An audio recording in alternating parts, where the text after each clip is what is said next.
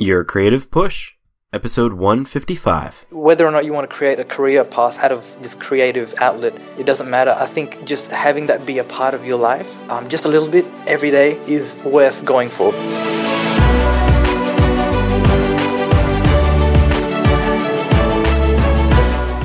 Welcome to Your Creative Push, the podcast that pushes you to pursue your creative passions. I'm your host, Youngmin Brown, and my guest today is Abdul Adamimi, aka Abzs. Abzs is an illustrator from Perth, Australia that is relatively new to the art world, having been making art for the past 3 years. Much of his work revolves around nostalgic characters and fantasy themes, and he's currently in the early stages of creating his own imaginary world. And Abzs, first of all, thanks for coming on the show, but I have to start with that. What do you mean by creating your own imaginary world? Right on. Well, thanks for having me, first of all. And by that, I mean creating my own stories. It's been something that I've always wanted to do for the past, I think, decade. And it's only about now that I'm really starting to form, I guess, solid stories and characters that I'm really starting to, develop. But, every time I think of an idea, I write it down, just slowly building this imaginary world step by step. Yeah, that's pretty much it. Very cool.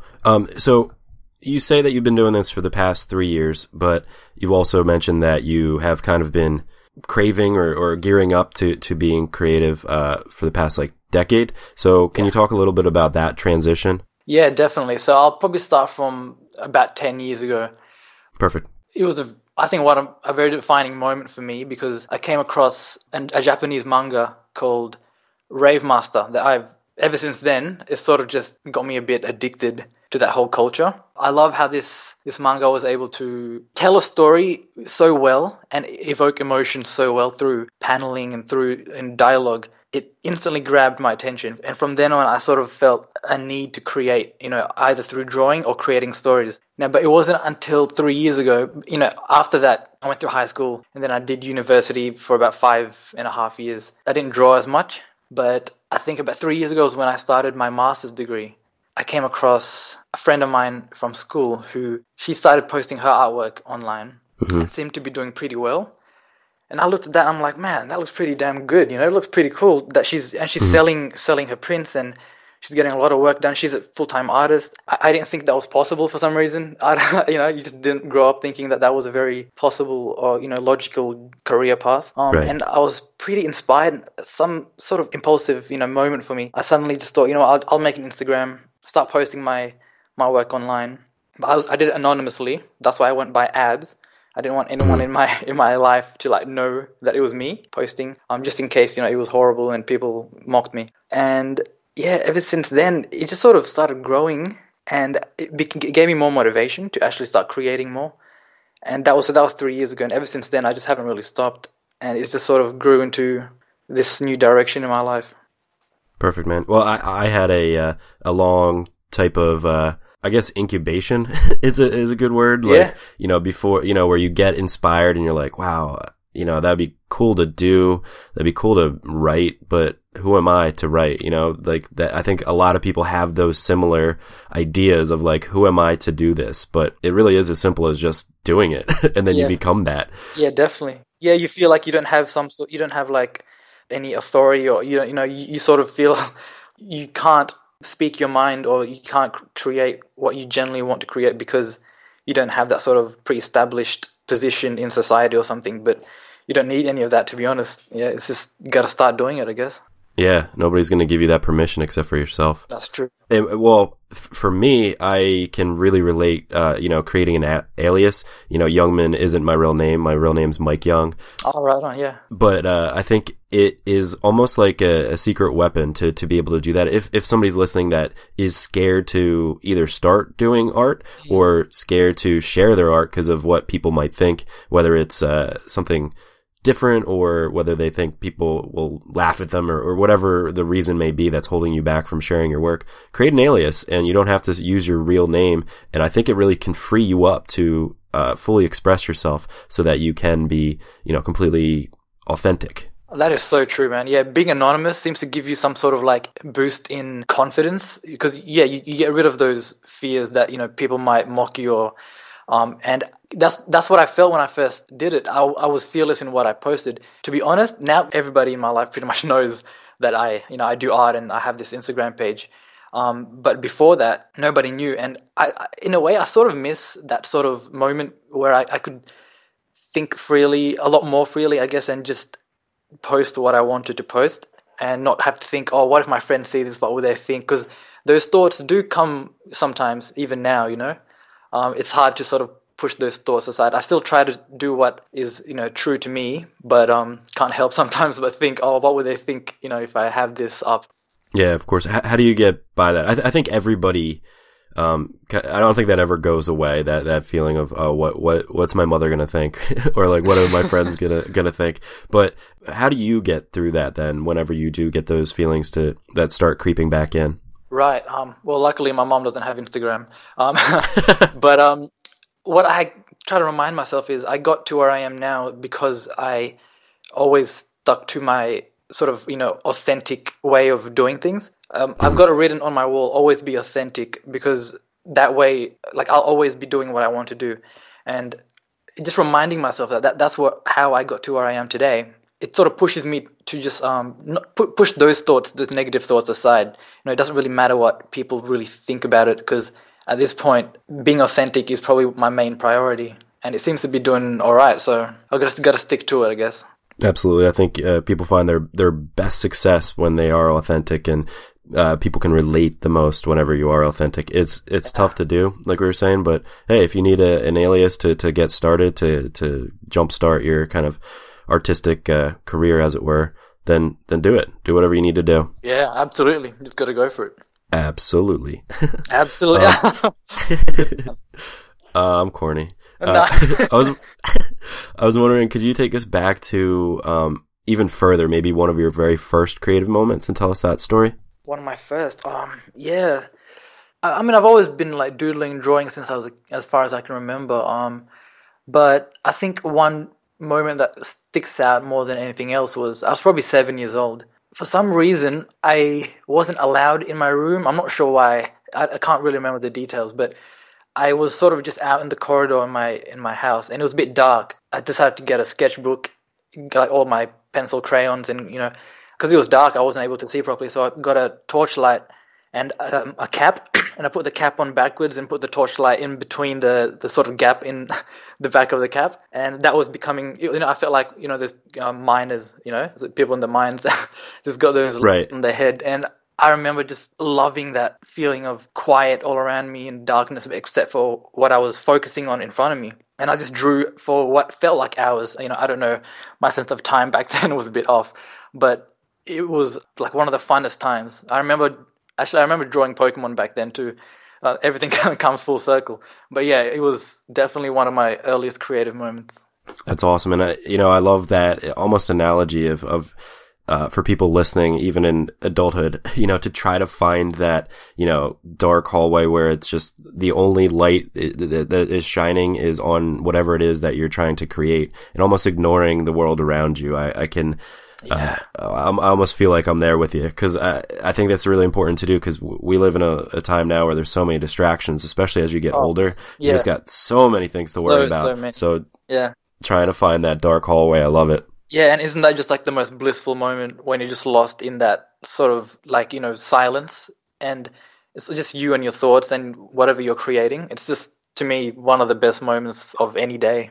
Absolutely. It's zen, and I think it's hard to get there, but yeah, if you're able to kind of try to ignore everything else and just find that kind of focus, I think there's nothing better in the world, honestly. Yeah, no, I agree completely. Now, you talked about Pokemon, and we were talking a little bit about it before because my wife and I play Pokemon Go. So I was going to ask, has it always been kind of one of your hobbies or your interests? And you just answered that. But do you find now that a lot of people are latching onto it because of the game, and maybe it's increased your kind of following? Yes, it definitely has helped with increasing my following, or just getting more attention to my page.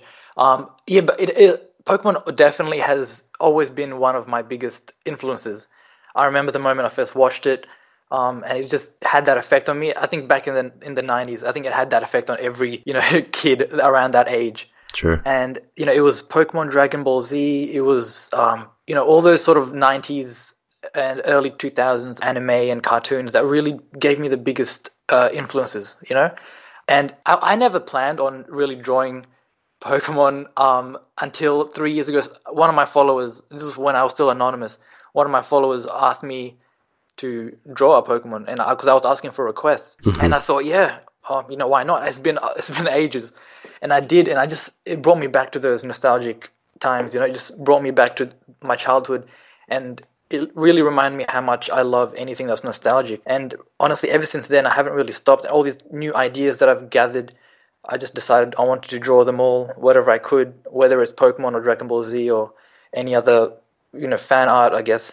And yeah, and then when Pokemon Go came around and exploded, I guess it definitely just started bringing all these new older fans, I guess, the fans that that sort of haven't been into Pokemon for a while until Pokemon Go came out again. Yeah, and then all of a sudden, just a big rush, I guess. Pokemon just went crazy again, like it was 1997 all over again. But yeah, definitely blast from the past. Yeah, definitely, yeah. Well, I think it's really important to, you know, like you said, it brought you back to those nostalgic memories. And I think a lot of people are maybe afraid to do something like draw Pokemon or draw something that they were interested in as a kid. And I think it's really important to spend some time going back and really literally drawing or creating or writing or whatever it is, exactly what you were interested in when you were a kid. And I think it can really open up kind of the floodgates to other creative endeavors, but it's okay to go back and do stuff that you loved as a kid and to continue that on. So kudos to you. Oh, thanks, man. Thank you. Yeah, I totally agree with you. It really, I think as an adult, the things that you knew as a kid, you know, you have new experiences now as an adult or just as somebody who's older. And if you're a creative, you can use those new experiences and new ideas to really transform your perception of those older characters, and you can create something that's really unique. And I've seen that being done by so many artists online. It's so inspiring. It's crazy. Absolutely. We already mentioned a couple of the things, but are there any things that initially held you back from being creative, and do you still experience any of those resistances today? Yes, definitely. Myself, my own like mind. You know, I feel like there's a second voice in my head sometimes. That sounds a bit creepy, but no, it sounds, it's like, I don't know how to quite explain. I guess self-doubt, but in a way, I don't know. Yeah, I guess self-doubt would be the way I say it. So whenever I'm thinking of trying to create or just trying to get my work done, there's this sort of voice that's sort of dulling my process or slowing it down somehow, making me feel like nothing I'm really putting out is actually of any worth. And I hate to make it sound like it's really, you know, down and dampened like that, but it definitely does creep up sometimes. I wouldn't say all the time, but it definitely comes around, and that's when I feel the most demotivated, and I don't feel like I could really create work that's worth sharing. So yeah, that's probably one of my biggest restrictions or things that holds me back. Other than that, I've got a bit of a lazy side. It's weird because like I can be very motivated, but at the same time, the idea of looking at a blank piece of paper or just that, you know, starting that part where you have to start and actually create something out of nothing can be a bit intimidating, and that can make me feel lazy, or I procrastinate sometimes big time, and I get told off by my family so much because they're like, you haven't done anything the whole day. But yeah, that's definitely one of my major weaknesses, I'd say, is sort of this laziness that takes over when I'm a bit afraid to approach whatever I'm trying to get done, you know? No, I think that's something that everybody kind of faces, is, you know, that this idea of the blank paper or the blank word processor document or the blank canvas or whatever it is. It's that transition from being stagnant and doing nothing to, you know, trying to complete the thing. And for me, it's easy just once you can just push yourself to just start. But for you, how do you get past that whenever you find yourself kind of sitting staring at a blank page? How do you get started? I would look at a lot of artists that I follow or admire online, especially on Instagram or DeviantArt, because some of them are just machines. They get so much work done every day. You sort of wonder, like, how on earth are they even able to do that? But they are doing it, you know, that's the reality. They are doing it, and clearly it's possible. Maybe there's just a different, you know, way that they focus or different way that they work, but clearly they just sort of put aside all these weird thoughts or whatever and just get the work done. They just start sketching, and maybe, with that, them trying to really find the sketch sort of finds them. I'm not sure if that sounds a little too, loopy or whatever, but No. you're just doing whatever you can on the page and let it work itself out somehow. And that tends to happen sometimes. You don't know what you're doing, but if something comes up, that especially happens when it's original work rather than fan art. That's what I feel like, for me anyways. When I'm trying to do something that's original and my own idea, and by having a bit of a stump, I just start doing anything on the paper, and somehow things just start forming. And I think you just need to push through that first moment, the first few moments where you're just using that pencil to paper. Yeah, you have to just start the process, and then, things will follow. But you also have to be willing to create garbage, to be willing to, just make bad stuff. Like, allow yourself to, you're like, all right, nobody's going to see this until I create something that is, worthwhile. But just allowing yourself to create bad stuff, which I think a lot of people have a tough time, myself included, just have a tough time to create trash. That is so true. And I think there was a quote, I forgot who it was by, but he said, you need to get 1,000 bad drawings out of you just to get one good drawing out. And it might be a bit exaggerated, but it's so true, because, sometimes you just need to get those, sort of create the trash to get to the gold, and it's just, sometimes you just got to push through that. Yeah, it's just about putting everybody has to put the work in. There's no magic formula for creating something good, except for putting in the practice, putting in the time. And that sometimes that's a little bit daunting, a little bit difficult, but you actually have to go through it. Yeah, right on. No, absolutely. Going back to what you were talking about with the inner critic, because that's also something that I think is pretty universal. But how do you get past that then? How do you find the confidence to put stuff up, especially now that you're not anonymous? Yeah. Well, I feel like I almost feel like I have a responsibility, without making it sound like it's a job or an obligation. But I feel like I have been posting so much, and especially this year, I've sort of trying to approach a daily drawing or sort of challenge. I'm trying to create something every day, or just at least be drawing every day, and I have to show evidence of that. That's sort of my rule. So that is definitely something that sort of pushed me to just create and post. Whereas I used to be really afraid to post something that I wasn't happy with, or that's, what I would consider quote unquote trash. But now with this challenge, it's more motivation for me to put more effort, I guess, into what I'm doing, so that I can make it more presentable and shareable, I guess, something that I'd feel happy sharing with other people. Yeah. Yeah. It gives my efforts a lot more of a boost. So yeah, it's kind of developing an audience, and also self-imposed goals, self-imposed deadlines. It makes you more accountable and can really get the momentum going. Whereas if you are just waiting until you've, created your next masterpiece, you know what I mean?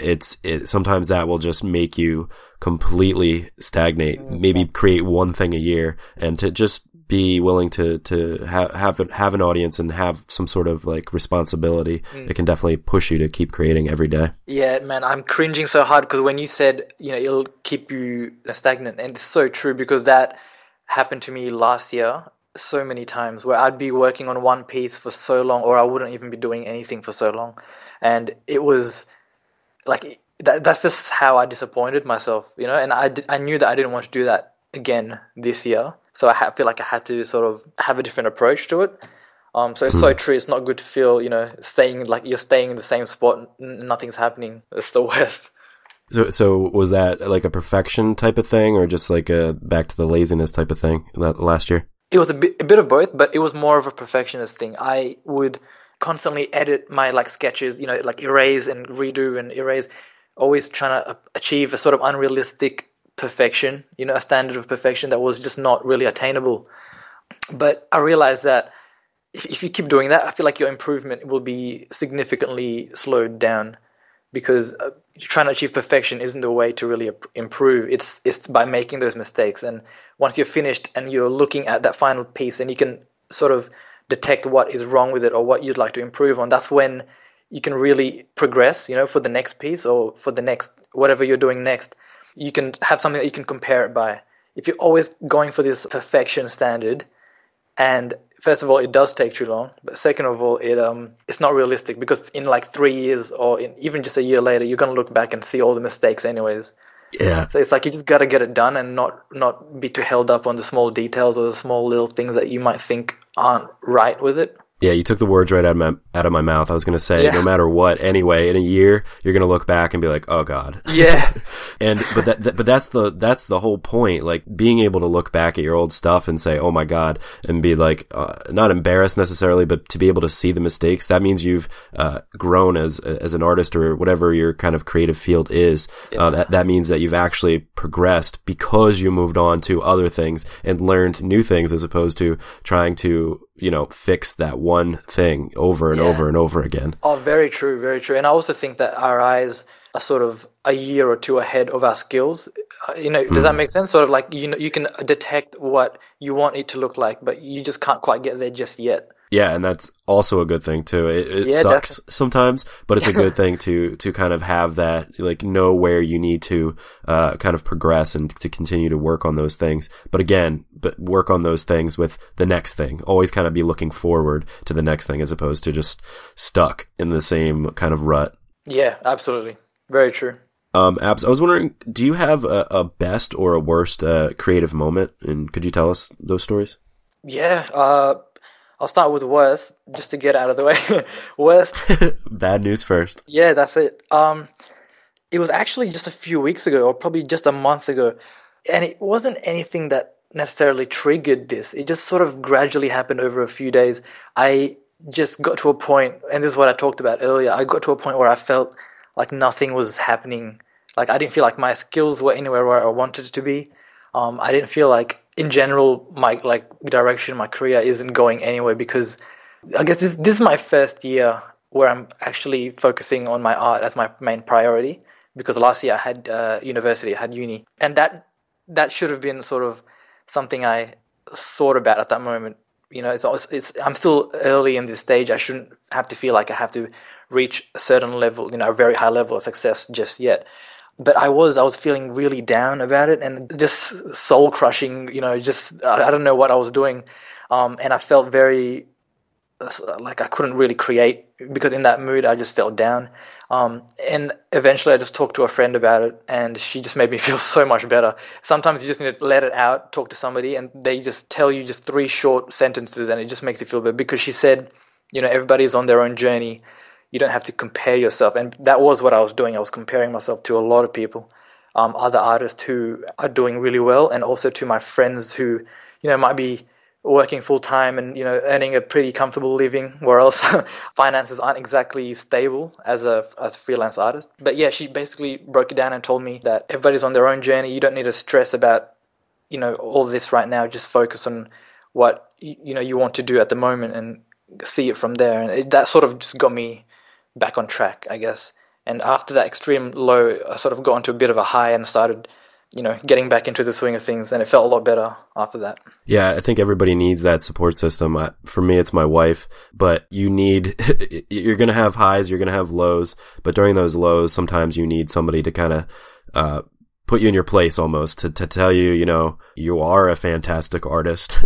You are creating awesome work. You do have a following. People do care about it, and you're going to continue to progress, but you got to get out of that rut. And for me, that's the whole point of this podcast, is to hopefully inspire people to continue to work, to hear these stories, these worst moments, to see that everybody's kind of in it together, so that if you don't have that support system, hopefully we can give it to you today. Oh yeah, and your podcast definitely does that, though. That's good. Oh, thank you. Yeah, thank you. for sure.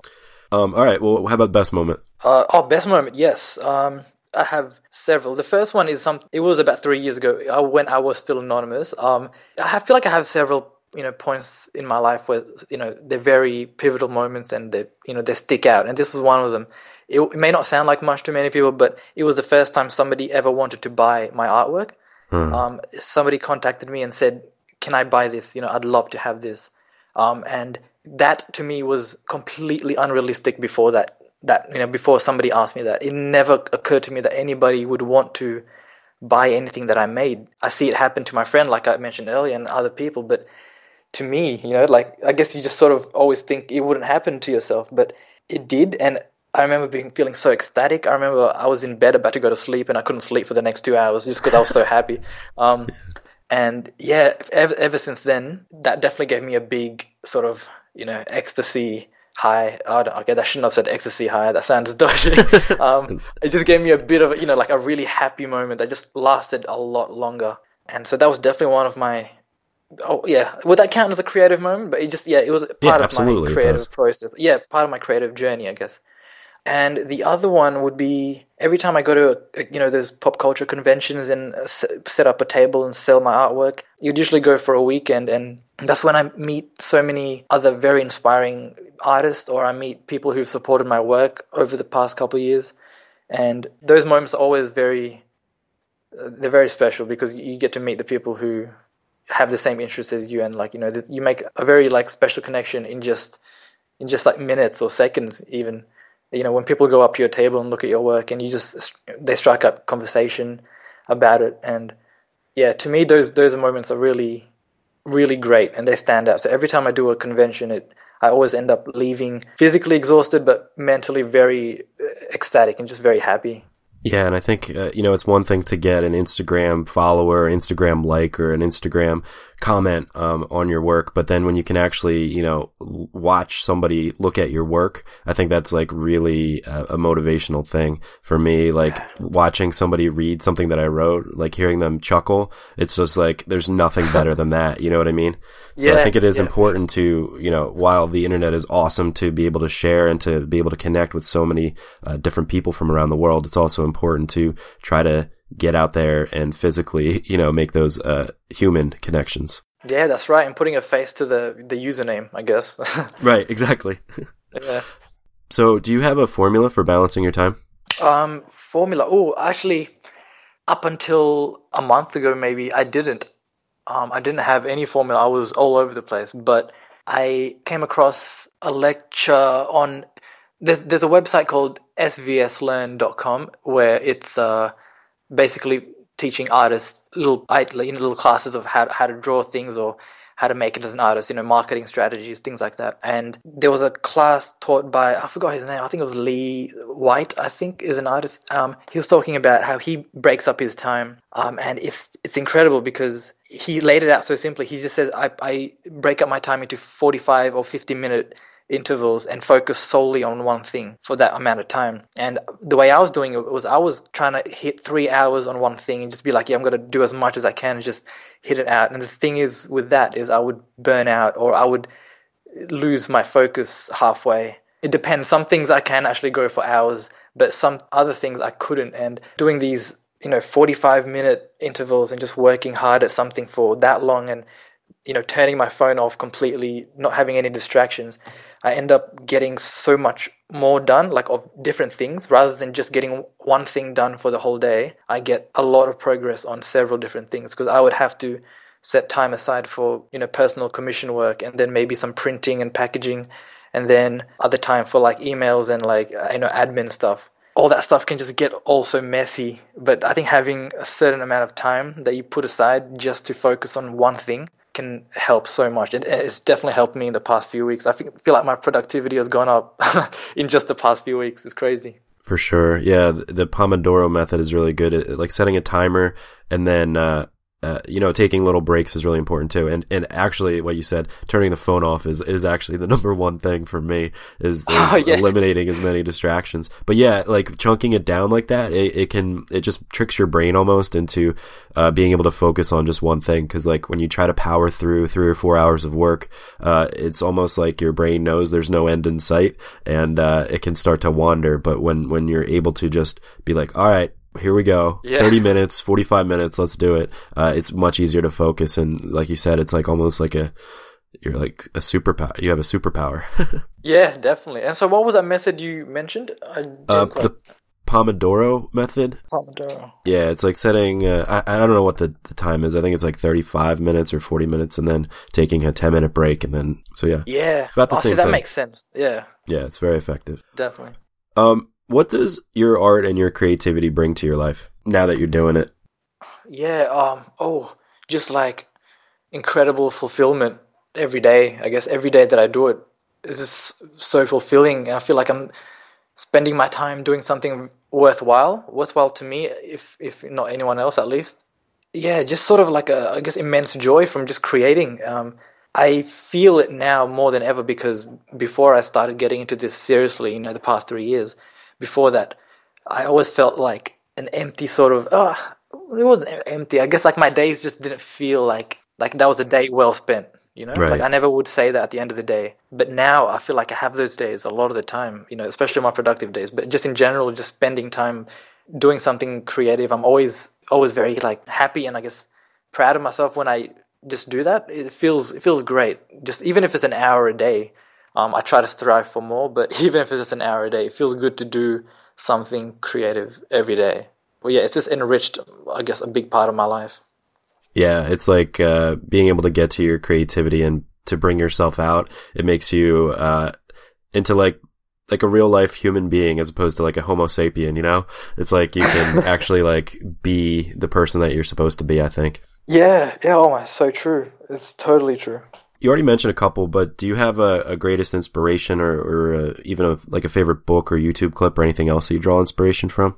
Yeah, definitely. Well, in terms of my biggest inspiration, so many, but definitely one guy stands out more than anyone else. Probably the reason, yeah, I told you about the book earlier that I told Yep. about, Rave Master, which is the turning point. So his name is the author's name is Hiro Mashima, a Japanese manga creator.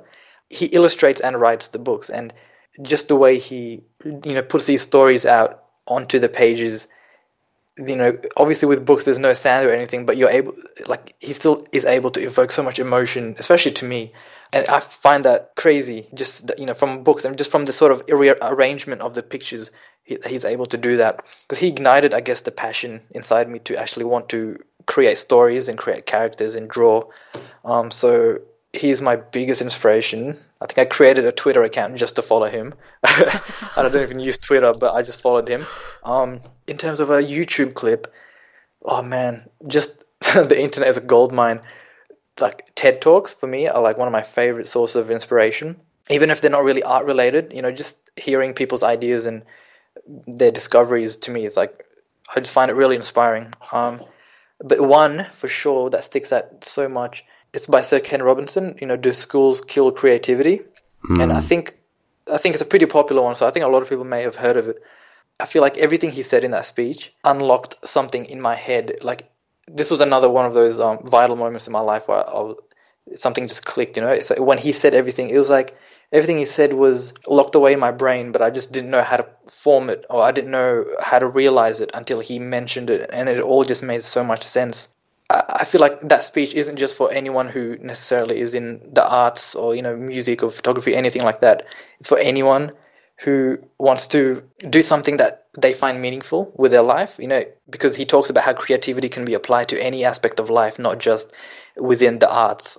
I find that so true because I never realized it. We think of creativity and sort of automatic association with art and music, all that stuff. But he lays it all down, and he also has a book called The Element: How Finding Your Passion Changes Everything. This is one of my favorite books because he has stories from people from all walks of life, all career paths, and talks about how they found their passion and stuck with it. And no matter what it was, they made something out of it because it was their passion. They were willing to work hard in it and they were willing to give their all into it. And they just created this incredible life ahead of them. People who were probably considered a little, incapable, I guess, by society, but they completely broke out of that association and just did amazing things with their lives. And that book just outlines all of those like amazing stories. So I definitely would recommend that for anyone to read. But yeah, I think those would be my main source of inspiration, the things that I keep going back to and not ever really getting bored of it. Cool. We'll link that up in the show notes page, the video as well as the book. I can't wait to get my hands on both of them now. Yeah. But that's at yourcreativepush.com/abs, ABZ. Man, it is time for the final push. And this is where I ask you to reach to the microphone and grab the shoulder of one of the listeners that you've already really inspired today. And then just give them your best advice and really push them to pursue their creative passions. Right on. Well, I feel like I used to be that person, on the other side just 3 years ago, and I still remember it. It's just like a sort of part of you that says, oh, maybe I can't do this, or maybe it's not worth doing, whether or not you want to create a career path out of this creative outlet, it doesn't matter. I think just having that be a part of your life, just a little bit every day, is worth going for, because it gives you a sense of fulfillment. Like I said, it gives you a sense of going to sleep at night, having feel like you spent a part of your day doing something that really mattered to you, and that is priceless. I feel like there are so many people at the end of their lives. You hear those like surveys, no, there's interviews with people who are on their deathbed, and they say, "What's your biggest regret in life?" And they say, "Not having followed what I'm truly passionate about." That's always, I feel like, on the top 3 of what people say. That's a scary idea to me. I don't know about anyone. That's really scary to me, to think that I'm, about to die and having spent my life not in a good way, not the way I wanted to. Isn't that just like a really sad sort of realization? So I feel like just go for it. You don't want to be on the deathbed thinking, I should have done this 70 years ago. I should have done things completely differently. You could start right now. Or even, you don't have to be really young. Whatever age you are, just start right now so that you don't have those regrets when you're older. Because they're definitely activities and, creative pursuits that are worth sort of going for. And you won't regret it. Yeah, I couldn't agree more. It's always easy to say, okay, I'll start tomorrow, or I'll start next year, or I'll start whenever I get a new job, or I'll start whenever the kids are away to college or whatever. And it never comes. Something's always going to come up. So it really is just about making it a part of your current life, your current situation, and just finding a little bit of time every day to do it. And like you said, it doesn't have to be like to make a career change or to really try to pursue a new lifestyle. It's just making it a part of your current lifestyle. Yeah, absolutely. Enriching your current lifestyle and just adding an extra thing for you to look forward to every day, Yeah, become that human being. Yeah, that's it. So true. Man, thank you so much for coming on the show today and for giving us that push, man. I really appreciate it. No worries, man. It was my pleasure. And you can find Abzs on Instagram, which is abz.art, abz.art. On DeviantArt, he is abz/art.deviantart.com. And you can also head to his Etsy shop and make him feel really happy and maybe keep him up at night for a couple hours for buying his work. That's abzarts.etsy.com, abzartz.etsy.com. Check it out. Abzs, thanks again, brother. No worries, man. Thank you so much. I appreciate it. Oh, I had so much fun talking to Abzs. Guys, go back and find that dark hallway he was talking about, or whatever it is from your childhood that you remember, like where you're under the covers with a flashlight, reading a comic book, or writing make-believe adventures with your wild imagination. Try doing that. Try going back there. Try to ignore all of the adult problems that you face in your everyday life and try to get back to that creative zen. Give yourself permission to maybe do something like draw a Pokemon or a Sesame Street character or Fraggle Rock or Dragon Ball Z or ponies or rainbows or whatever it is that you loved to do when you were a kid, and just take some of your creative time today or in the next few days to just draw that or write that or whatever it is that you do creatively. Whatever comes to your mind when you think of the word nostalgia, do that. And who cares that you're an adult, and who cares that you might be wasting time or taking time away from doing, quote, what you're supposed to be doing. Just get back to that place right now and just see what else comes out of it. You're allowed to act like a kid. I am giving you permission. And it actually kind of randomly worked out that all of this week's episode kind of focus at least a little bit on this idea of childlike awe and, getting back to an emotionality with your creative work that comes from and goes to a happy place. So we're going to try to get you to care much less about what other people think and just get back to what you truly care about in your heart, what you've always kind of truly cared about. We're going to get back to that place. But that's for later this week. My thanks today to Abzs for reaching out to me. He was a listener of the show who reached out to give me suggestions of artists he'd like to see on the show, and then I checked out his work and I was inspired and really impressed by his work, so I asked him to come on the show, and my thanks to him for giving us his time and giving us his inspiration. So hopefully you were inspired today to go and get your work done, so go and get it done. We will be here for you on Wednesday if you need the push again. I love you all, and we will see you next time. Bye.